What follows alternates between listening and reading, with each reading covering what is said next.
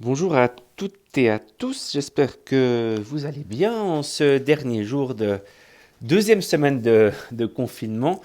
Alors aujourd'hui on va corriger le test formatif de la partie 2. J'espère que vous avez vu que je vous ai mis deux vidéos pour la correction du test formatif de la partie 1. J'avais fait une erreur dans les... Enfin je pense que l'énoncé n'était pas le bon par rapport à cette expression fonctionnelle qui ne donnait pas la fonction J de mémoire. En tout cas pour l'exercice 4, il y avait une des expressions fonctionnelles qui ne donnait pas la bonne représentation graphique. Donc voilà, j'ai fait une petite vidéo en expliquant pourquoi ce n'était pas le cas. J'espère ne pas avoir à refaire ça, donc je vais essayer de faire cette fois tout juste. J'ai rajouté une petite information déjà hier, j'espère que vous l'avez vu. J'ai commencé avec une de mes classes, avec la 10 VP1, de faire des sessions, des moments de, de cours ou en tout cas de réunions à distance. Donc j'ai fait une de ces réunions hier, ça s'est bien passé avec eux. J'aimerais faire ça avec toutes mes classes, donc c'est pour ça que j'ai agendé avec vous une première réunion avec cette application Zoom. Cette première réunion aura pour but de voir si déjà vous avez réussi à télécharger l'application Zoom, que vous avez réussi à vous connecter. Je vous ai mis tout ça pour lundi 10h30, si je ne dis pas de bêtises. Donc le délai est assez court. Bon, télécharger Zoom s'il n'y a pas de soucis, ça devrait vous prendre entre 5 et 6 minutes. Et ensuite, bon, bah, lundi, j'espère qu'on se verra tous, les 18. Si vous avez déjà des questions pour cette session Zoom, notez-les à quelque part et comme ça, on pourra y répondre ensemble. Il n'y a pas de raison que ça ne marche pas bien, donc on va dire que ça va marcher, qu'on se verra tous lundi à 10h30. Revérifiez de temps en temps cette date que j'ai mise directement sur votre page cours de 11e année, cours de 11e maths. Voilà, et l'idée, ça serait de faire hebdomadairement, toutes les semaines, un petit point de la situation en direct. J'imagine toutes les fins de semaine pour voir si tout va bien, si vous avez des questions. Voilà, c'est pas le but le prochain rendez-vous Zoom, c'est une phase test pour que tout le monde arrive à se connecter et ensuite on démarrera le Zoom de manière vraiment régulière. Bon, on va partir avec ce test formatif numéro 2. Il y avait beaucoup de choses ces derniers temps sur les fonctions. Si vous avez réussi à faire ces deux parties et que c'est clair, vous avez atteint vraiment un bon niveau sur les fonctions. Il y a beaucoup de choses. Voilà, ça vous fait une très très bonne révision et un bon test pour vous. Vous verrez que la semaine prochaine sera un peu plus légère, je pense, en termes de travail. On va vous mettre des exercices de révision de certificat. J'en parlerai prochainement sur mon site. Voilà. Alors on va démarrer, on doit tracer cette expression, cette fonction, cette représentation graphique. Bon, ben, on fait varier les x, ici ça marche bien si vous faites varier les x de 1 en 1. L'image de 1, pardon, l'image excusez-moi, de 0, c'est 2,5, c'est l'ordonnée à l'origine, je l'ai sous les yeux. Donc on va mettre ce point, on va continuer comme ça. Alors l'image de 1, on fait le calcul, on trouve 4,3. Vous pouvez le mettre à peu près à 4,25. Déjà l'épaisseur de mon point prend quelques dixièmes. Donc il n'y a pas de... Vous avez le droit d'arrondir grossièrement. L'image de 2, ça vous fait 5,7. Alors on va dire environ à 5,75. L'image de 3, ça vous fait 6,7. Donc 6, ouais, aussi vers 6,75. L'image de 4, ça vous fait 7,3. On va mettre à 7,25. Voilà, on va faire comme ça. L'image de 5, ça vous fait 7,5. Là, on peut le placer. Le 7,5, il est là. Et ensuite, on se rend compte, surtout si vous avez fait un tableau de valeurs, qu'on a trouvé notre axe de symétrie. Pourquoi? Parce que l'image de 6, c'est la même que l'image de 4. Donc, on peut compléter par symétrie les points suivants. Alors, j'espère pas en louper entre deux. L'image de 10, c'est bien 2,5. Alors là, je dois en recalculer d'autres. L'image de 11, ça fait 0,3. Alors 0,25. Puis ensuite, on va passer sous l'axe horizontal. Voilà. Une bonne chose qui peut être faite, c'est de commencer par calculer l'axe de symétrie. Et vous calculez l'image de 5 points avant l'axe de symétrie. Puis par symétrie, vous avez les 5 points après l'axe de symétrie. Donc, on va tracer cette courbe au mieux.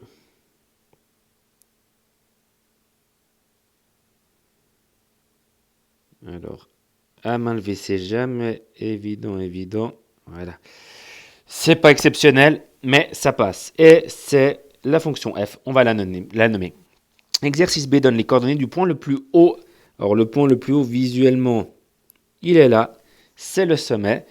Alors, on va quand même le calculer parce que le sommet pourrait être 1 mm à gauche ou 1 mm à droite. Donc, on va calculer la première coordonnée en faisant moins b sur 2a. Donc, moins 2 divisé par moins 0,4. J'ai déjà fait le calcul deux fois à deux têtes. A, c'est moins 0,2. On l'a multiplié par 2, moins 0,4. Et ça donne bel et bien 5. Et ensuite, ys, c'est toujours la fonction évaluée en xs. On l'a calculé avant. L'image de 5, c'est 7,5. Faites juste attention à bien répondre à la question. Pour l'instant, on n'a pas encore répondu à la question. Donne les coordonnées du point le plus haut. Alors, je vais le mettre ici au centre. Le point le plus haut, le sommet. Première coordonnée 5. Deuxième coordonnée 7,5. Voilà. Exercice C calcule précisément la distance entre l'origine et le point d'impact du boulet du canon avec le sol. Alors, est-ce que, je ne sais pas si ça vous aide, si je rajoute 2-3 petites choses. Donc, l'exercice B, c'est de trouver ça. L'exercice C en vert, c'est de trouver ce point-là, qui n'est rien d'autre que 1 des zéros de la fonction. Donc, on va chercher quand est-ce que f de x est égal à 0, c'est-à-dire quand est-ce que moins 0,2 x carré plus 2x plus 2,5, je recopie ma fonction, est égal à 0. Alors là, ça n'a pas l'air bon pour faire de la mise en évidence ou autre chose, donc je vais sans autres calculs discriminants. Donc b carré moins 4, b carré moins 4 fois 0,2 négatif fois 2,5. Et je trouve 6. Alors j'espère que je n'ai pas fait d'erreur. Et donc le delta est positif, donc on va avoir deux solutions, 2, 0. Moins b, donc moins 2, plus ou moins racine de 6 divisé par moins 0,4. x1 égale x2 égale. Alors, on veut quand même vérifier que tout ça soit cohérent avec le graphique, donc on va travailler en valeur approchée. Donc, moins 2 plus racine carrée de 6 divisé par 0,4 négatif, ça fait moins 1,1. Et l'autre, moins 2 moins racine carrée de 6 divisé par 0,4 négatif. On trouve 11,1. Ça m'a l'air pas trop mal. Par rapport à mon graphique. Alors, le x1, on ne le voit pas, parce que quand on fait ce calcul-là, on n'est pas censé savoir que le boulet va de droite à gauche, si on regarde que la résolution de l'équation. Donc évidemment, si on avait prolongé ça ici, ce point aurait été x1, et ce point, c'est x2. Donc calcule précisément la distance, voilà. La distance entre l'origine, donc la distance est 11,1 mètres. Question D, pour protéger un château des boulets de canon, alors je vais juste mettre ici, disons, avec le stabilo jaune. On veut construire des remparts situés à 8 mètres de l'origine. Donc notre rempart, on veut le mettre ici. Quelle est la hauteur exacte minimale des remparts pour stopper les tirs? Donc, si on met les remparts à 1 mètre, c'est trop bas, à 2 mètres, c'est trop bas, à 3 mètres, etc. Donc, nous, on aimerait trouver, en fait, la hauteur minimale, c'est ce point-là. Donc, la hauteur minimale est la hauteur minimale mal est, je vais peut-être remettre en jaune sur mon dessin, cette longueur-là, et cette longueur, elle vaut f de 8. La longueur est donc du coup f de 8, et f de 8, on l'avait calculé, ça faisait 5,7 mètres. Voilà, est-ce qu'il y a autre chose à faire? Non, bah voilà, l'exercice 1, il est assez complet. Un problème sur ces analyses de paraboles, vous avez à peu près tout, il me semble. L'exercice 2, donc l'histoire du train qui va de gauche à droite et de la voiture qui va de droite à gauche. On a représenté la droite que vous voyez sur le système d'axe. C'est la droite qui correspond à la distance entre la voiture. Donc, donne l'expression fonctionnelle si je passe à la page suivante de 10 voitures. Donc, on va peut-être, j'aurais presque dû le citer, mais cette chose-là, c'est des voitures. C'est le nom de la fonction, la distance de la voiture. Et la première question, bon, donne l'expression fonctionnelle de la droite tracée. Bon, là, on n'a pas besoin de rentrer trop dans les détails. On cherche 2 points bien placés. Et d'ailleurs, 2 points bien placés, même sans zoomer, je pourrais prendre celui-là et celui-là. Alors, il y a 2 points bien placés qui sont plus proches, mais ça va marcher. Verticalement, c'est 100. Horizontalement, c'est 75. Donc, il faut faire vertical sur horizontal. Donc, la pente, on va déjà faire ça. Pente de des voitures. Qu'est-ce que j'ai dit? Vertical sur horizontal, 100 sur 75. 100 sur 75. Et puis, évidemment, on peut simplifier ça. Ça vous fait 4 tiers. La droite descend. Alors, je vais peut-être mettre un moins là-devant. Donc, des voitures, c'est moins 4 tiers de x. La fonction n'est pas une fonction linéaire, c'est une fonction affine. Et elle a comme ordonnée à l'origine 100. Donc, plus 100. Voilà. Petit b, trace sur le système d'axe la droite qui correspond à la distance parcourue par le train. Alors, on vous dit que le train, il roule à cette distance-là. Donc, c'est-à-dire que 120 km par heure, ça veut dire qu'en 1 heure, il a parcouru 120 km. Et le train, il part du point A qui est défini comme l'origine. Donc, le train, il va partir de là. Et au bout d'1 heure, donc au bout de 60 minutes, eh ben, il aura parcouru 120 km. Donc, on va être ici.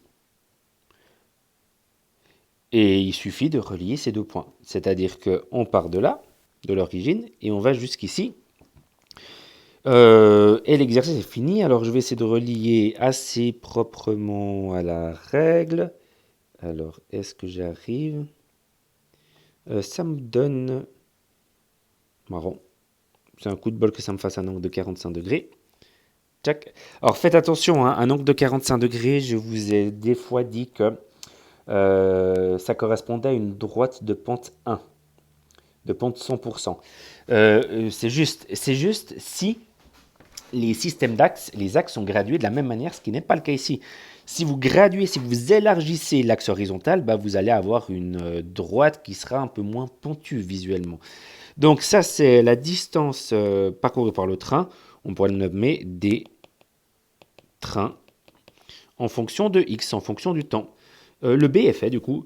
Petit c, en utilisant le graphique, détermine au bout de combien de temps les deux véhicules vont se croiser. Bon, bah, en utilisant le graphique, au bout de combien de temps le point de croisement. D'ailleurs, je ne sais pas, je vais peut-être essayer de refaire la même chose, c'est-à-dire que l'exercice C, où est-ce qu'on a l'information? On a l'information ici. Et on ne nous demande pas quel nombre ou quelle distance ont parcouru les deux véhicules, on cherche le temps. Combien de temps? Donc le temps, il est sur l'axe des abscisses, donc on va les lire. Et ça fait évidemment 30 minutes. Enfin, je dis évidemment parce que la lecture nous donne ça. T. Pardon, c'est vrai que le temps, c'est T pour ceux qui sont maths physique. Simplement, nous, on dit que l'axe horizontal, on l'appelle X. X est égal à 30 minutes. On aurait presque dû mettre en fait ici, où est-ce que c'est? Dire que le temps, on l'appelle t, quelque chose comme ça. Et puis mettre surtout ici la d de voiture, ne pas mettre x et de mettre t à la place. Peut-être ça aurait moins perturbé ceux qui sont en maths physique. Voilà, c'était juste pour vous dire ça. On peut vérifier que notre... on aurait pu vérifier quelque chose, mais on va pas le faire. On va pas le faire. C'est vérifier ces 30 minutes en résolvant une équation, mais je pense que c'est clair pour tout le monde. Vous trouvez l'expression fonctionnelle de des trains et de des voitures. Vous regardez quand est-ce que ces deux expressions fonctionnelles sont égales et vous devez trouver comme résolution d'équation 30. Exercice D. Alors, je vais le mettre en vert. Une personne est à 50 km du point A. Donc, la personne, elle se trouve ici, parce que la distance est sur l'axe des ordonnées. Quel véhicule voit-il passer en premier? Bon, c'est-à-dire, il faut imaginer la personne qui est là, qui se met à 50 km. La voiture et le train ne bougent pas, et tout d'un coup, on enclenche le chronomètre. La voiture va sur la gauche, et le train va sur la droite, par rapport à ce schéma-là. Donc, on enclenche le chronomètre. Nous, on est là. Qu'est-ce qu'on voit passer au premier? On voit passer en premier le train. Répond et justifie en utilisant le graphique comme ce que j'ai fait. Donc, la personne voit passer, on va écrire comme ça, le train en premier. C'est juste, c'est bien le train? Oui. Exercice E. Si la distance entre A et B avait été de 75 km, combien de temps aurait-il fallu à la voiture pour rejoindre le point A? À la voiture, c'est-à-dire que la voiture, je vais expliquer un peu ça, elle se trouve au départ ici, à 100 km, parce que cette distance est de 100 km. C'est indiqué dans l'énoncé à quelque part, voilà. La pente de la voiture, la pente de la droite de la voiture, l'inclinaison, ce qui va faire que c'est plus ou moins incliné, et d'ailleurs vous l'avez fait quand vous avez tracé la droite des trains, c'est la vitesse de la voiture. Si la voiture a toujours la même vitesse, la droite sera inclinée de la même manière, elle aura la même pente. Donc c'est une question subtile où il fallait faire une droite parallèle, mais qui ne démarre pas de 100, mais qui démarre de 75. Alors si j'efface ce que j'ai rajouté, parce qu'après je vais vous mettre ce corrigé à disposition, je peux déjà effacer ça. J'espère que j'ai rien effacé d'autre, j'espère pas. Ah oui, c'est là que j'avais effacé en premier. Ok, alors on va faire ça en jaune. Je vais prendre le stylo jaune, je reprends ma règle qui a disparu, qui est là. Je me mets sur la droite des voitures et je fais une parallèle à 75 à peu près. Et j'arrive au final. D'ailleurs, c'était quoi la question? Combien de temps aura-t-il fallu à la voiture pour rejoindre le point A? Alors, le point A, c'est quand elle a parcouru les 75 km contre le bas. Donc, c'est ici. Et c'est environ à 55, 57, 56 minutes, je ne sais pas. On va mettre comme ça, lecture graphique. On n'a pas besoin d'être extrêmement précis. Et de toute façon, on ne peut pas être extrêmement précis avec la lecture graphique. Donc, on a ce point-là à 56 minutes et on va marquer... alors, j'ai perdu mon... Voilà. Combien de temps? 56 minutes. L'exercice était un petit peu assez compliqué. Et on passe déjà... Oh là, pardon, j'avais déjà mis les corrigés, je pense, avant. Je vais effacer tout ça et on va reprendre tout ça ensemble. Alors, il y avait peut-être une chose pas très très claire. Une de mes collègues a signalé ça. C'est vrai que si vous aviez fait le test en classe, j'aurais précisé ce que j'entends par répond aux questions suivantes à l'aide d'esquisse. C'est-à-dire que la question A, c'est donne l'ensemble de solutions. Donc, il faut que vous répondiez S est égal à quelque chose, mais que vous justifiez en faisant une petite esquisse à côté. Alors j'espère que c'était compris comme ça, sinon ce qui compte c'est de comprendre le corriger sur ce que je veux dire maintenant. Donc on va faire un système d'axes, tout ça en croquis. On a un sommet, la deuxième coordonnée du sommet est négative. Donc il faut qu'on mette ce point en dessous de l'axe horizontal, mais n'importe où, pas forcément sur l'axe vertical, je peux le mettre ici. Mais je sais que ce point-là, c'est le sommet. Hop là, c'est le sommet. Et je me demande, est-ce que je rajoute de la couleur pour... non, je pense que ça devrait aller.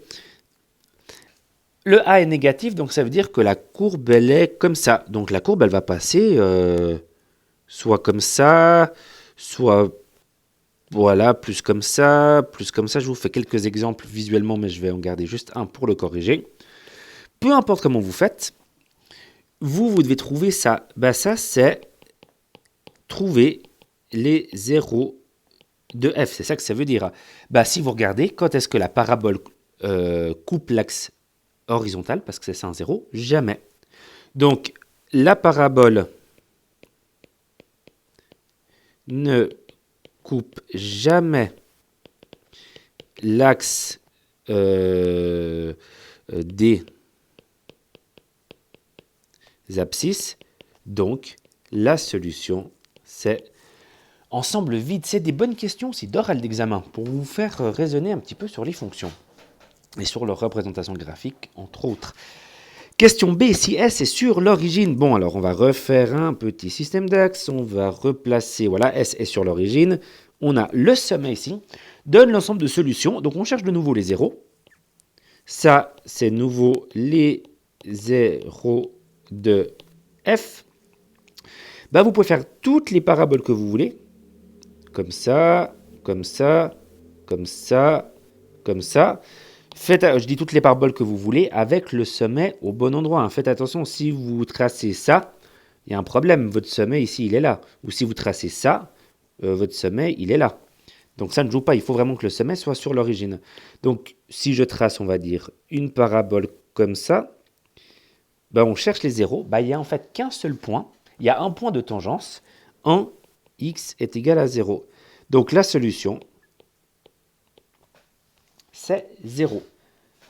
Il n'y a qu'un seul endroit où la parabole vient couper l'axe des abscisses. Et en fait, couper, elle vient juste toucher, elle est tangente.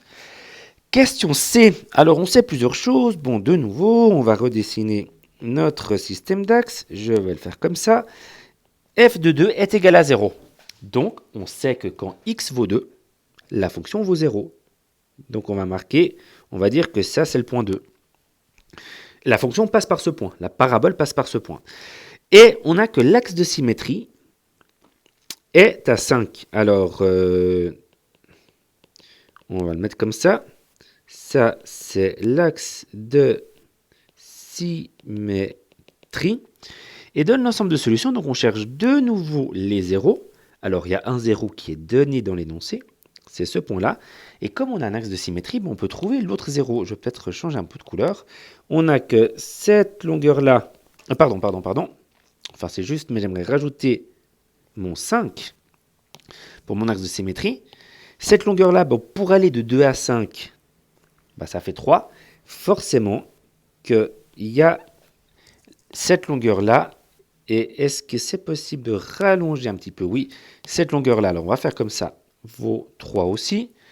Au passage, je rallonge un petit peu l'axe des abscisses. Voilà. Et je sais que ce point, par symétrie, est aussi un des points de la parabole. Et ce point, comme il se trouve sur l'axe des abscisses, c'est un 0. Et 5 plus 3, ça fait 8. Donc les solutions, il y en a deux. C'est 2 et 8. L'exercice D, très court. Que vaut B si YC et YS est égal à C? Bon, il y a plusieurs manières de le faire. Le paramètre C, vous devez savoir comment est-ce qu'on l'appelle. On l'appelle l'ordonnée à l'origine. Donc, et on l'avait vu dans un exercice, si le sommet est sur l'ordonnée à l'origine, si le sommet est sur l'axe des origines, est sur l'axe des ordonnées, c'est-à-dire que l'axe des ordonnées est un axe de symétrie, et ça veut dire que B vaut 0. Et on a répondu à la question D. Si vous ne vous rappelez pas de ça, il faut vous rappeler comment est-ce qu'on calcule YS. YS, on calcule en faisant f de XS. F de XS, de manière très générale, c'est AXS carré plus BXS plus C. Et on sait que cette image nous donne C. Y, donc tout ça, ça sera égal à C. Maintenant, cette équation-là, c'est-à-dire que pour que cette égalité soit validée, forcément que les XS doivent s'annuler et XS doit valoir en fait 0. Si XS vaut 0, ce terme-là va tomber, ce terme-là va tomber, et il va vous rester C est égal à C. Du coup, l'équation, elle est bel et bien vérifiée, elle est bel et bien résolue. Donc, si on a XS est égal à 0, et qu'on veut trouver B, on a une formule qui relie XS et puis B. Cette formule, c'est XS est égal à moins B sur 2A. Bon, comme XS, c'est peut-être pas un donc, mais XS est égal à 0. Donc, si ce terme-là vaut 0, il faut qu'à droite, ça vale 0 aussi. Moins B sur 2A, il n'y a qu'une manière pour que ça vale 0, c'est que B soit égal à 0. Et faites attention, ne me dites pas qu'il y a une deuxième manière pour que ça vale 0, c'est que A vaut 0. Non, c'est faux. Si vous faites un nombre B divisé par 0, ça vous donne erreur. Donc voilà, on a répondu à cette question-là. Elle est pas évidente. Je me demande si c'est pas d'ailleurs la plus... je fais comme ça, la plus compliquée du test. Parce qu'elle fait intervenir beaucoup de notions différentes. Et l'exercice E, alors, il y a beaucoup de choses dans l'énoncé, mais en fin de compte, il n'est pas très compliqué visuellement, vous allez voir. J'ai une première parabole que je dessine, on va dire, comme ça. Ça, c'est ma parabole f, ma fonction f. Et maintenant, dans l'exercice E, on me parle d'une nouvelle fonction g, mais qui a le même paramètre a que f, le même paramètre b que f, ou a' ou b', comme vous voulez. Mais quoi qu'il en soit, vous vous rappelez que ça tient compte de la courbure, et ça tient compte du décalage. Donc la parabole G que je n'ai pas encore dessinée, là j'ai dessiné F, elle a le même décalage, la même courbure, mais elle n'a pas la même ordonnée à l'origine, c'est-à-dire qu'elle est peut-être comme ça, ou comme ça, ou comme ça, etc., etc. Ces deux paraboles on pourrait dire qu'elles sont parallèles, et on aimerait résoudre cette équation-là, c'est-à-dire quand est-ce qu'elles se croisent. Si elles sont parallèles, elles ne se croisent évidemment jamais. Et donc la solution, c'est de nouveau S est égal à ensemble vide. Voilà, on arrive au bout de ce test-là qui, encore une fois, était un test, je pense, assez complexe. Je peux peut-être vous rassurer, vous rassurer, je ne sais pas, mais ce test, je l'avais fait à des élèves de 11e année. Je ne sais pas, c'était l'année passée, il y a 2 ans, il y a 3 ans, mais c'était un test de niveau où vous êtes censé être maintenant. Ça, je ne sais pas si ça vous rassure.